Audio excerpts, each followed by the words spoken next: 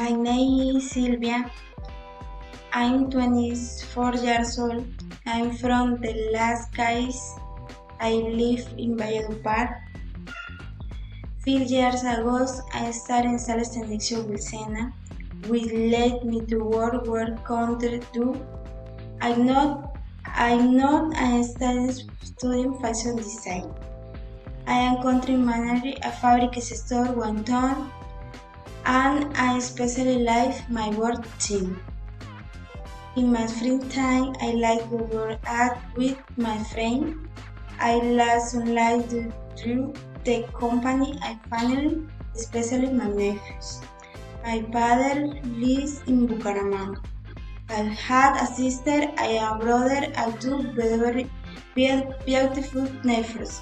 I live alone. I like to see my family because in these times and because of work we are always in contact. Thank you for attention. Thank you. Goodbye.